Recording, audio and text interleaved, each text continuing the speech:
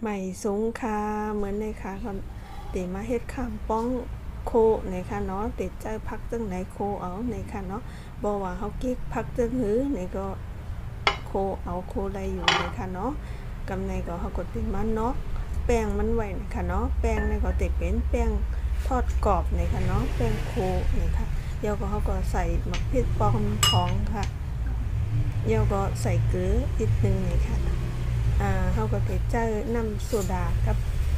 น้ำถุนในค่ะเนาะน้ำถุนเขาก็จะเอาน้ำใสมันในค่ะเนาะน้ำถุนในมันก็จะจอยให้ขามป้องเขาเป็นแคบในค่ะเนาะเดี๋ยวก็มันก็จะป้องไว้เลยหึงในค่ะเนาะค่ะเดี๋ยวก็น้ำโซดาในก็มันก็จะเฮ็ดให้ขามป้องเขาเหมือนโคคอบว่าในค่ะเนาะมันเต็มเหมือนเขาใส่น้ำกัดในค่ะเนาะเพราะว่าเขาใส่น้ำกัดในมันก็ติเป็นแคบคำบอกเขาก็ติเหมือนเป็นแคบไปในค่ะเนาะเพราะว่าเขาใส่น้ำโซดาในมันก็ติเหมือนขอบเยอะก็ป้าในค่ะเนาะมันก็เต็มเป็นแคบเหมือนแคบหนาค่ะเนาะค่ะกำในก็เขาก็ติใส่น้ำโซดาก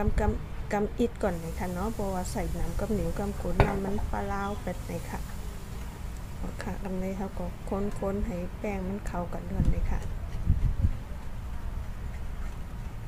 เพราะว่าใครเจอน้ำโซดาเนี่ยก็เจอน้ำกัดเลยค่ะเนาะเจอน้ำกัดอันเขาแช่เย็นแช่ในตู้เย็นเลยค่ะเนาะน้ำกัดเลยค่ะเพราะว่าเขาเจอน้ำกัดเนี่ยมันก็เตะครอบเลยค่ะเนาะค่ะป้องเขาลดเจอน้ำกัดเลยค่ะอันในก็โคในก็พักในก็ตั้งในมันก็เตพักตั้งพักเขาก็เตนุ่มเลยเนาะก็ตั้งนอกมันก็เตกรอบเลยค่ะเนาะ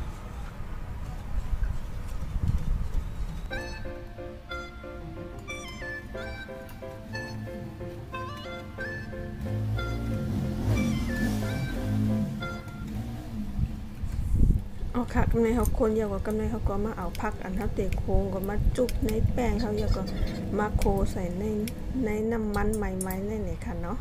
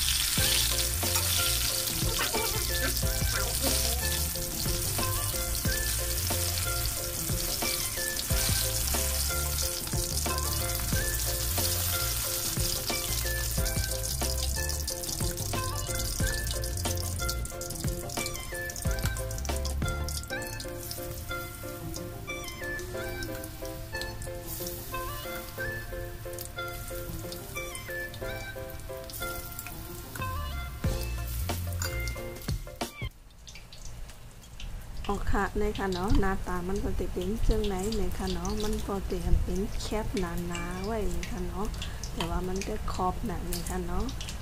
แล้วก็เขาประจำเฮ็ดกินด้วยค่ะหวานนะคะเพราะว่าเกตคลิปในนี่ก็จอยกดไลค์กดแชร์กดซับสไครป์อีกนึงในค่ะเนาะยินจมใหญ่ๆนำเยอะค่ะ